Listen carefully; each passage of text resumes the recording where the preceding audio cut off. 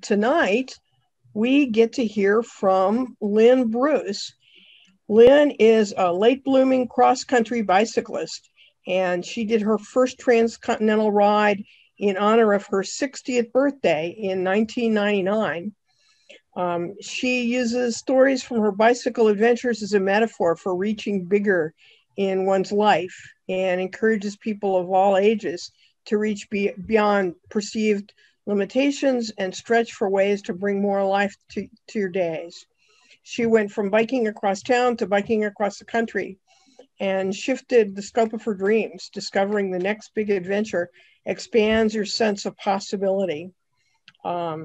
She has presented the Thursday night bikers who were doing Zoom programming during the winter, had her there, and I had all sorts of enthusiastic reports and suggestions that we bring her into the larger group.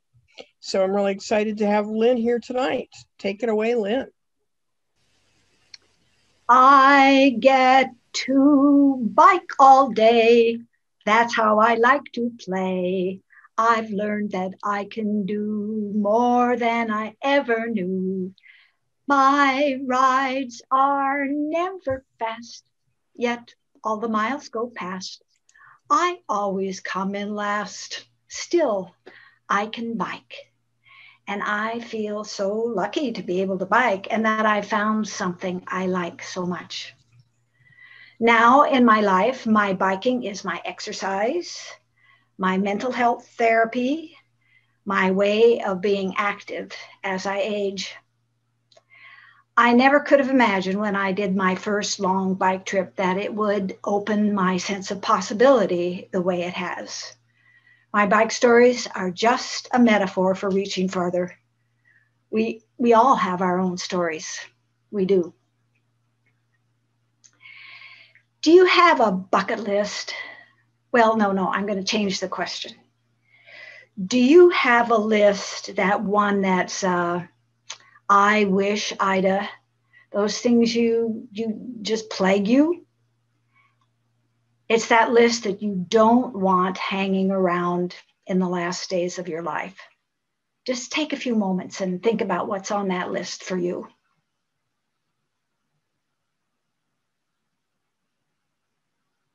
It might be some dream that's been on the back burner. It might be completing some task, like maybe you're finally getting all those genealogical records together and that you can pass them on to your children. Or it might be reaching out to mend some raggedy relationship break that's been painful for so long. Whatever it is, it's not too late. You know that it doesn't matter when you start, it matters that you begin. So do it now.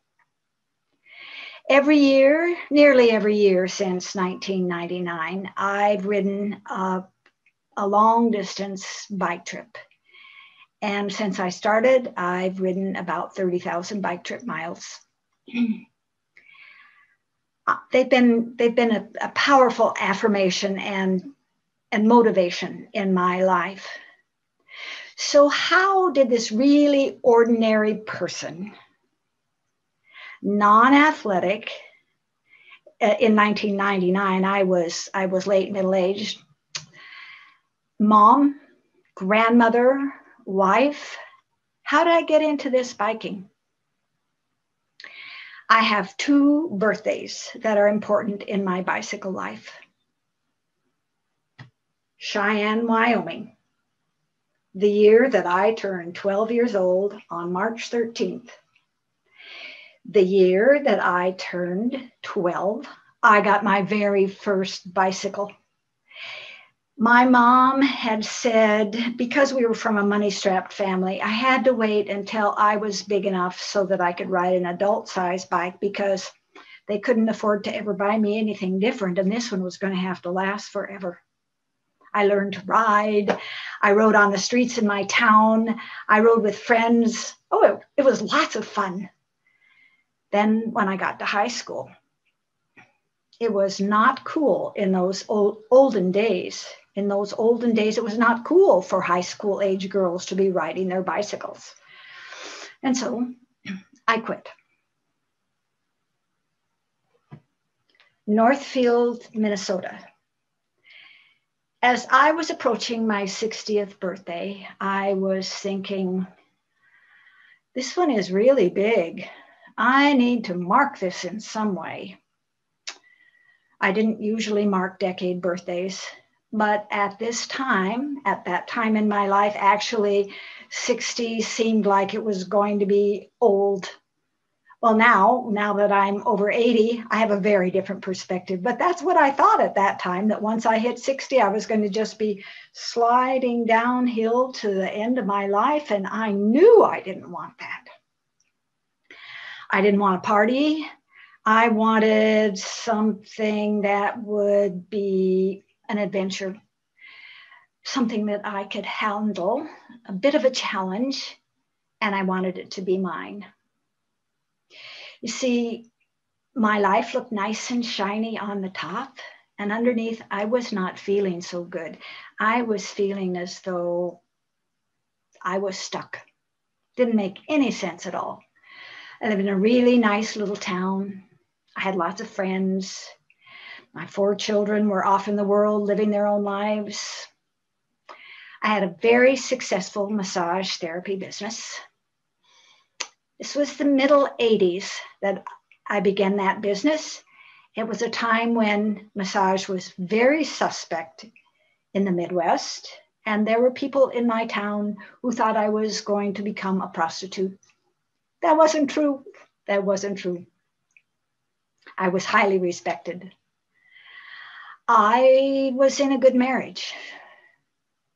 When Bob and I were in our 40s, we had a horrible, terrible brink of divorce breakup. It was really, really awful, really awful. And we were able to come back together and heal and learn and establish a marriage that had been better than we started out with. So things were good. Things were good. It didn't make any sense that I was feeling so stuck, but I was. I didn't know what I wanted, but I had descriptors. One day I was in an office someplace waiting. I was looking at the back of a magazine and those little black and white ads, you know those, and I saw one that said, cross-country bicycle trip for women over 50, run by Woman Tours. Well, at that point, I didn't know what Woman Tours was, but now I do know what Woman Tours is. It's a company that runs bicycle trips for women. Bicycle trips for women over 50, riding from California to Florida, starting on March 13th. Oh, March 13th. March 13th is my birthday. This company was already planning my birthday adventure. So I signed up. I made the commitment. I signed up in October. I live in Minnesota. So there were a couple of weeks that I could ride outside, but then most of my training was in the basement on a stationary bike that my bike mechanic was going to discard. During that time, I got lots of mailings from Woman Tours, how to train, what I needed to bring, the itinerary, where to be when, and it told me what clothing I needed to bring. And it said I had to have bike shorts. Well, I did not want to buy bike shorts. Bike shorts are so tight. And besides, a lot of times they look like you have a diaper on underneath. Besides, they're really expensive and I didn't want to have to buy those. Nope. I got creative. Something I do sometimes in parts of my life. I took a pair of old sweatpants. I cut off the legs. I sewed the extra fabric in the crotch. I made my own bike shorts. And yes, they did look like I had a diaper on underneath. My friend Carla said, you know, Lynn, specific sports clothing is made for specific sports needs. You may not understand why you need bike shorts, but you can trust that your riding will be far more efficient and far more comfortable if you have them. Thank you, Carla. I bought 2 pairs of bike shorts, 2 high-vis bike jerseys, a screaming yellow bike windbreaker, and that amount of clothing has been sufficient for most of the bike trips that I've ever been on. You may have had this experience. Once you sign up for something that you've never done before, a new adventure, fear rushes in. Yep, fear rushes in. Expect the fear, but don't let it stop you. The fear was rushing in for me in the middle of the nights. A whole lot of what if questions. What if this was a big mistake? What if I couldn't do this?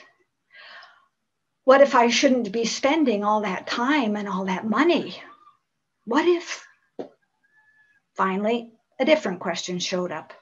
What's the bottom line? And it turned out the bottom line had 3 parts. 1, I needed to be able to ride a bicycle. I could do that. 2, I needed to pay for my trip. Well, I'd already done that. I'd paid in full. And 3, I needed to be willing to give it my all. That was my plan. I was all in on this trip. Guess I was going to be okay. Still, I was pretty nervous. The day I left Northfield, Linda came to the back door with a little good luck gift and a big hug. She gave me the gift and she gave me a hug. And we all know, if we didn't know it before, what a huge gift a hug is. Well, it was clear back in '99, a huge gift also. And Linda hugged me and I burst into tears. Linda said, "You don't have to go, you know. You don't have to go."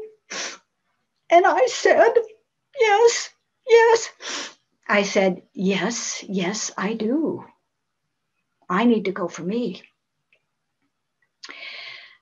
A few days later, when I got dropped at the rendezvous point in San Diego,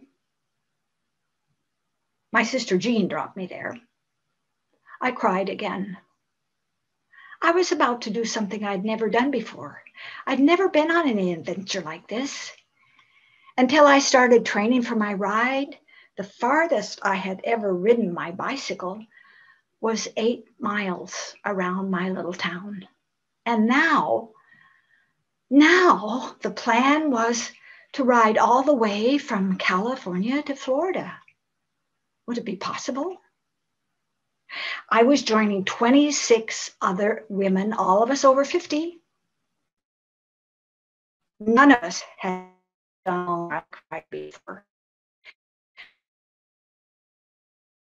None of us knew each other at all. We quickly found out we didn't even have any mutual friends among us. So we were strangers starting out on this journey.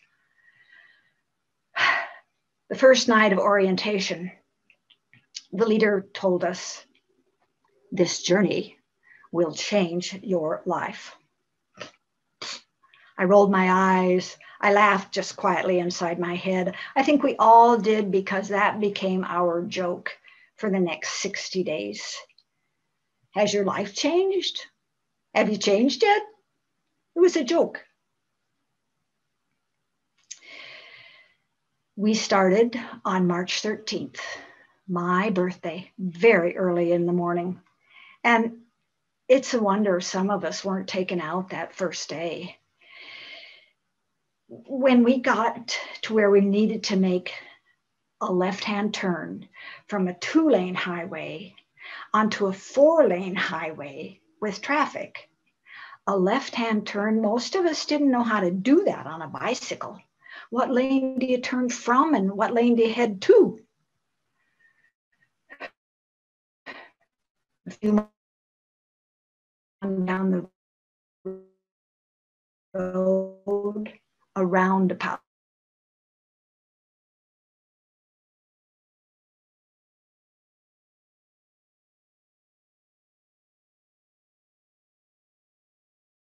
Where I finally got the clue on how to get out. We were going east into the foothills out of San Diego, which were getting pretty steep. The really hot day. We were working hard. I was hot and sweaty. Celebrate my birthday. This is not fun.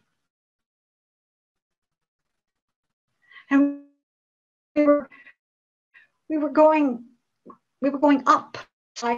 There was a fairly steep ravine. I desperately need to pee.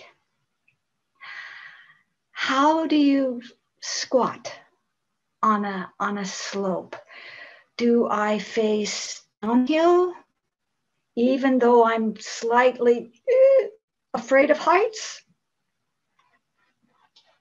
Or do I face uphill with my large center of gravity downhill? I did figure it out. I figured it out. I learned a lot on that trip. On that trip, there was emphasis on riding all the miles. Many of the women were using that ride to raise money for charity. I was not doing that, but I was as committed to riding all the miles as anybody else. And out of those 3,053 miles, there were only 5 miles I did not ride. And those 5 miles were a big lesson. That lesson came on the second day. Our route, straight off in the morning, our route was down a steep canyon alongside a major road. We had plenty of space. We had a big shoulder. And we were warned that the crosswinds in that canyon were quite strong. Be careful. I was standing eating breakfast with a couple of other women who were so frightened about that wind. They were terrified. I learned after I got to know them, a few days later, I realized they were always afraid about the wind. That morning, they were terrified. They were saying, we can't go down that canyon on our bikes.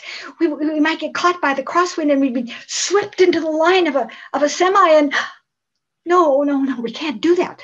What we need to do is put our bikes on top of the little sag car and get in the car and get driven to the bottom of the canyon and start our ride there.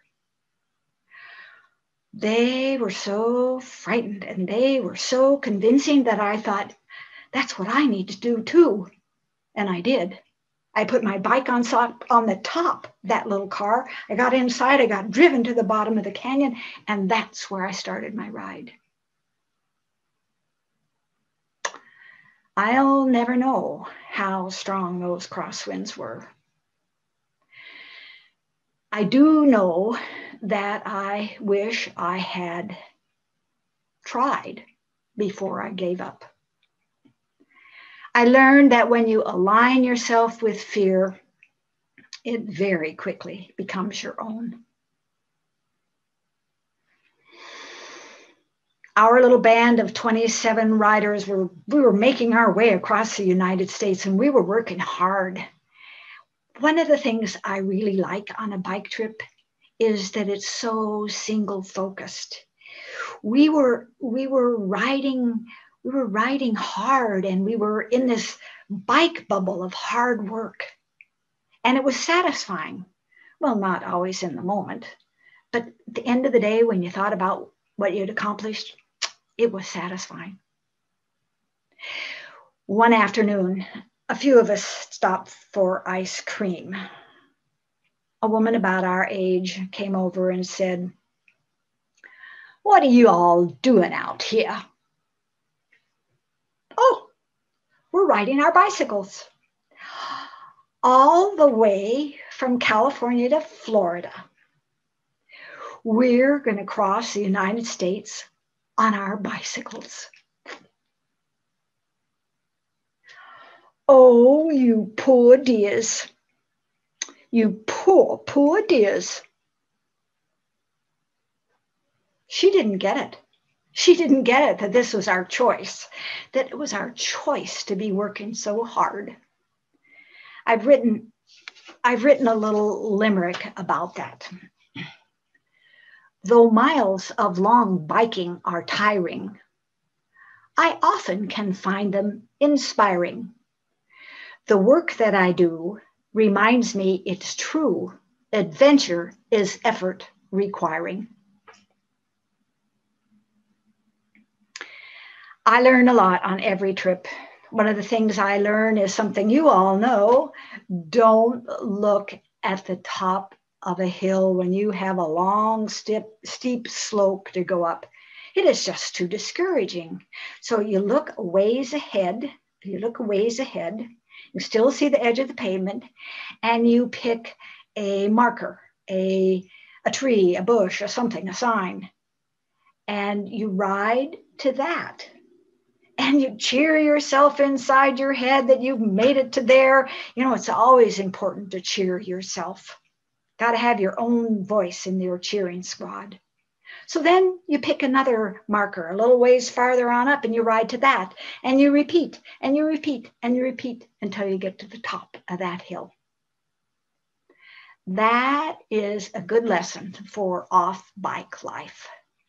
Those short distances add up to get the job done. One thing I relearn on every bike trip is that one day at a time efforts gets me where I need to go. That effort that I put in day after day gets me on down the road. That's a good off-bike lesson. Keep at it. You'll get there. Now I've ridden about 3,000 miles on bike trips. I've ridden 3 sides of the US. Across the bottom, the southern tier, California to Florida. Across the top, northern tier, Washington to Maine. Down the west side, the Pacific coast, ridden down that. I have not ridden down on the East Coast. I haven't ridden the length of the East Coast.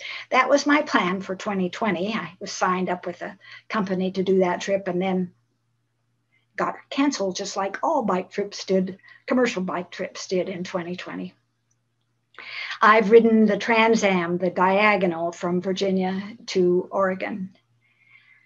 I've ridden around Lake Superior, an 800-mile loop over the top of Lake Michigan. In Alaska, the Golden Circle, Haines to Skagway. Some 300-mile unsupported trips with my husband, Bob. Twice I've ridden to my high school reunion from Northfield, Minnesota to Cheyenne, Wyoming for my 50th and my 60th high school reunions. And let me tell you, it is very cool to arrive at any reunion on your bicycle. You'll probably be the only person doing that. I rode a 700-mile ride from Northfield, Minnesota to Bloomington, Indiana with a 16-year-old grandson and my husband, his grandfather, as our SAG. And this audience, you already know what SAG means, support and gear. And that was what Bob was, our support and gear person. Ernie was 16 years old, very strong teenage boy, and he could ride really fast. I told him, Ernie, you don't have to ride beside me, but I need to be able to see you when I look down the road. If I'm looking down the road, I need to be able to see you. And I want you to look over your shoulder several times an hour and make sure you can see me. Well, That was the plan for about 20 minutes. And then we had to come up with something different. And he was to stop at the crossroads of two highways that the three of us had agreed on. And he was to wait there for Grand Bob, and they were to wait there until I got there. Well, Bob was driving the car. He was always already there when Ernie got there. So those two guys had 10 or 15 minutes, 2 or 3 times a day, just the two of them, to really get to know each other. And the bond that developed is precious and ongoing. That was a bonus we never would have thought of. I've gotten to ride the Wyoming State Ride 3 times. That's the Tour de Wyoming. The tour has a lottery system for their rider slots, for their 350 rider slots. And for a state ride, that's pretty small. I mean, if you think of Ragbri with thousands and thousands of people, 350 is small. But it was big for me. Biggest ride I'd ever been on, most people, I mean, was 30 folks until I went on the Wyoming ride. But I figured I was familiar with what you do. You get up really early, you get your gear to the truck, you eat some food, you get on your bike and you ride way over to the right, very careful, very vigilant. I was familiar with those things. What I was not familiar with, lines. Long lines for food. And long lines for the porta potty, for the biffy. Standing in line as I wait for the biffy. Line is so long that it really seems iffy. Will it move fast enough with enough speed that I can attend to this pressure-filled need? Oh. In the Midwest, we have cornfields. In the Midwest, we have cornfields. In some states, small towns. The Wyoming prairies have sight lines so clear. I'd better wait right here. On one of those rides, I was invited to be the speaker in the evening. I talked about starting to do rides when I was 60 years old, how I'd never done anything like that before, how I went with a group of people that I didn't know at all, how I was really scared, and I cried, and I went anyway. And the next morning, I was pedaling up a Wyoming hill that was becoming a mountain. Cyclist came by fast, glanced over her shoulder, made a U-turn, came alongside. Are you that lady that talked last night? It's hard to tell with helmets and dark glasses. Yeah, it is hard to tell. Yeah, I talked last night. I want to tell you. After your talk, I called Henry. He's my son.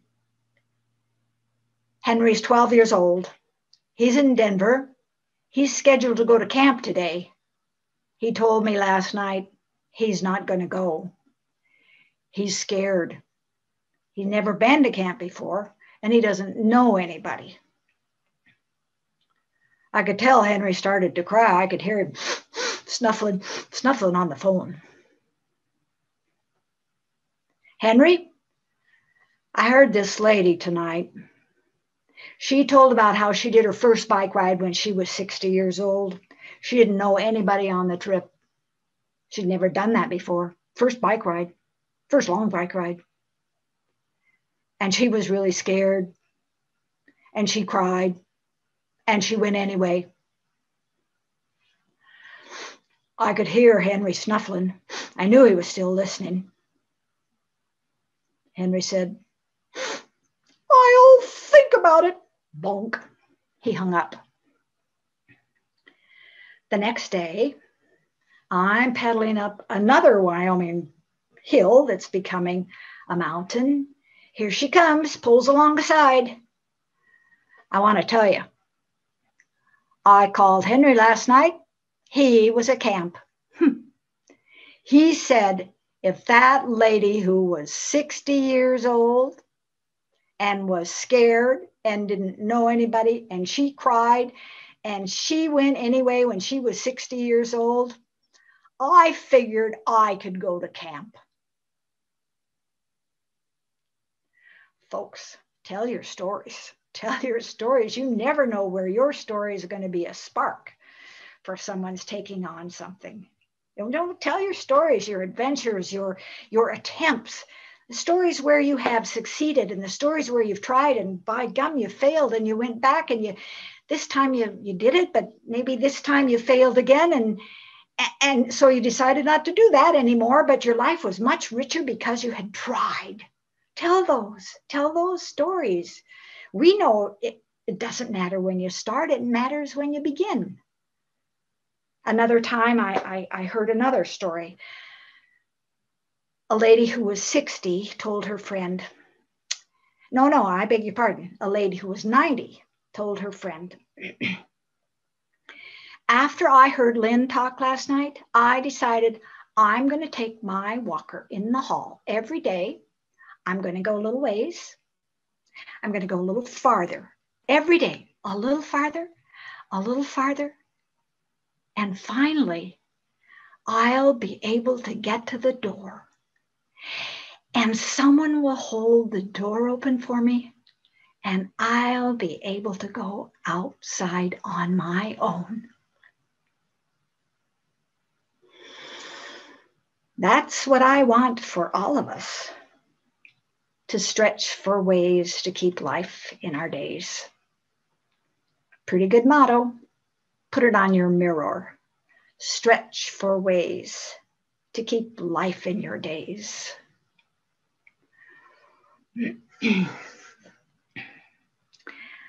I'm 82 now, and I know that I have changed. I am still riding.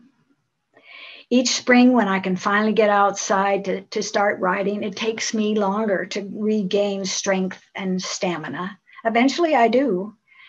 Not back to what I had a few years ago, or sometimes not even back to what I had last year, but to where I can be now.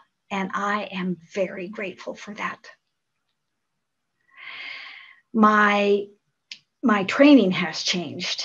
It used to be that if I could ride 40 miles comfortably in a day, I knew that I could ride 60 miles if I had to. And now if I'm going to be on a ride that has a 60-mile day or several 60-mile days, I need to have trained riding 60 miles. I have a different gearing system on my bike. My left thumb just hurts too much if I try to shift. So now I have a 111. And I just shift with my right hand, and that works really well. My bicycle, which I like very much, has a high crossbar. And I get on by swinging my leg over the top, and that's getting harder. So I have a drop seat, so I can lower the seat to get off and on, and it's particularly helpful getting on. I have trouble following a route. If I'm in an area that has a lot of turns, a lot of street options, a lot of path options, I make sure I'm riding with somebody so that I don't get lost. Those changes I can make. I'm managing. I'm doing more than managing, and I'll continue as long as I can. I heard a quote recently from Edmund Hillary. You remember he was the first guy who got to the top of Mount Everest. And the quote was something like, "It's not the mountaintops we conquer, rather it's our minds that tell us we can't." important thing for me to remember. Twice in my life, I've been on a bike trip, excuse me, where someone lost their life. The first was on the northern tier, and a woman on her bike turned left into a motel driveway. As a car was coming out, turning right, they collided. They were both at fault, and the at fault was absolutely, didn't matter. She was killed. The other was on one of the Wyoming rides when a very experienced cyclist fell and died. Those things are awful. You never want that to happen. It is so terrible, so terrible. It makes us stop and question, sorry. It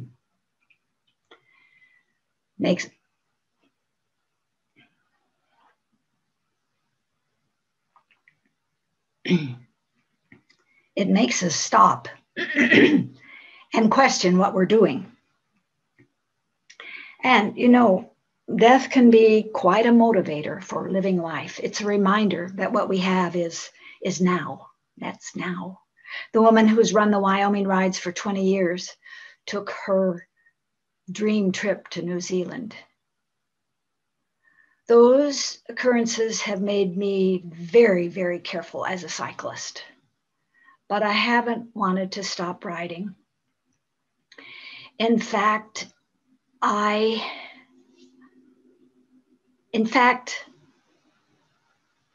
when I'm going to go on a long ride, I tell my family, if I die on this ride, know that I died doing something that I love. And that's what I would want for us, that when we come to the end of our day, love. I'd want that for all of us. Now, on a lighter note, back to the end of my ride, and that first Southern Tier ride, when we got to Augustine, we all rode together through St. Augustine, and we didn't ever ride together on that during those 60 days. We rode at our own pace, at our own interest. We didn't ride together, but that day we were all together, and a police car was leading us through St. Augustine, had the siren going pretty low, but was leading us to the pathway that led us to the beach. And we got to that pathway, and it was lined on both sides with little black and white 500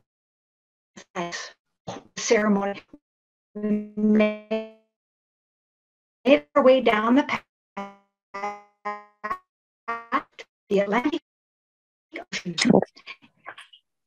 We're leaving California, and now we were dipping our front tire into the Atlantic. Oh wow, that was so exciting, and it had been a wonderful trip. And I thought, I haven't changed a bit. Do you remember the leader said, this journey will change your life? Well, I thought, I haven't changed a bit. A couple of years later, or maybe it was a couple of bike rides later, I asked Rob, my son, have I changed since I started doing these rides? Rob thought, well, you have a greater sense of possibility. And that's true. I have a far greater sense of possibility. The riding, the stretching to do these adventures has expanded my life, has expanded what I can do and what I think I can do, and what I'm learning I know I can do. I wish I could tell you that it has made me fearless. Not so. I still get scared every time I start a big bike ride, but I don't stay scared very long. You know, we each have each day, and each is like a metaphorical bike trip. You've noticed that a lot of things are like a metaphorical bike trip for me. What I'm learning in my life is that what I learn on the bike seat applies to my life, applies to my life. We have the day. That day's efforts get us to that day's destination. There's so much we can do. There's so much possibility. We need to keep at it. We need to keep at it. We need to keep engaging as we're aging. Whatever your age is, keep engaged and active. It's worthwhile. We can do this. Yes, I think we can. Yes, I know we can. I'm out here riding. I'm going to pick a different key. I'm out here riding my bike. And when the time comes, I will ride a trike. Is it worth all the hard work? I wonder as I go. And then when the day ends, I know it is so. Here is a question for me. Why do I do this? It sets my soul free. Thank you. Thank you. If you belong to any other organizations or groups that bring in speakers, please have your speaker planner contact me. I would like to have the opportunity to spread my message further. I know that Barry had an address, and it is Lin, L-I-N, L-I-N, at yesithinkican.com. Again, thank you very much. Thanks. Yeah, I put it into the chat window, so it's in there if anyone wants that information. Thank you very much, Lynn. Does anyone have any questions for Lynn? Thank you. Very inspirational story. What kind of bike do you have? What kind of bike do I have? Yeah, you seem to like it. Yeah. I do. I have a Salsa. I have a Salsa Via, and Salsas are made in Minnesota, you know. It's sturdy. It's sturdy, which is exactly what I wanted. Sturdy and reliable, and it gets me around. And I think, I'm not a mechanical person. I think that having my bike very well tuned is really important, and having my bike fit me and fitted to me is really important, as well as the seat fitted to me. And I think a really important thing on a bicycle is the commitment of the person who's pedaling. Enjoyed your talk. Thank you. And I see a question that says, what's the name of the women's group that you went on the ride with? And it's called Woman Tours, WOMANTOURS, Woman Tours. Still exists, very good company. Do you see the other questions? There's one that says, what's your next adventure? It is it's called the Empire State Trail Ride. It's with a commercial company, a very small commercial company. We start in Vermont, cross Lake Champlain, go north a ways, and then come back down and go west through the Finger Lakes area, then loop back around, and it's a wonderful loop. It ends up back in Burlington, Vermont. Fly home from there. It's about 800. Well, I think it's about 1,000 miles. I'm leaving after the first 3 weeks. But yeah, it's great. There, that's it. Somebody found the Salsa Cycles bike website. Thank you. Yeah. And if you contact them, tell them I sent you. Thanks everybody. I appreciate being here very much. So someone says, what non-bike training do you do to keep in biking shape? I walk. I do stretches. I do a lot of stretching. It's sort of on the edge of yoga, but it's not formal yoga, but it has some of those kinds of stretch and sustained holding and that sort of thing. Yeah. Thank you. And I am not an athlete, and I say that because if I'm not preparing for a ride, the weather's bad, I'm a couch potato. so that's just the way I work. So it works. Yeah. Where would I like to ride that I haven't already ridden? Wow. I can't answer that, not because I don't have places, but I just can't sort that out. Yeah. Thanks. Beth, did you have a question? Can you unmute yourself and ask the question? Oh, I put it on the chat and okay. I emailed Lynn. Okay. Thank you. I thought about, someone asked thought about Europe. I've been to Europe twice in the British Isles. I rode the E to E trip, the Land's End, John O'Groats. I rode that one time. And then I rode a trip in Scotland. And the trip in Scotland, we arrived back in the United States just the day before the big towers went down. So it was very sobering to think about. It was very sobering for all of us, but it was very sobering just having arrived back in the United States on an airplane. Wow. Yeah, thanks. Thank you, my new friends. I'm so glad to have been with you all, and you sound like a great organization. Hooray, hooray, and thanks. I'm going to go now. Bye.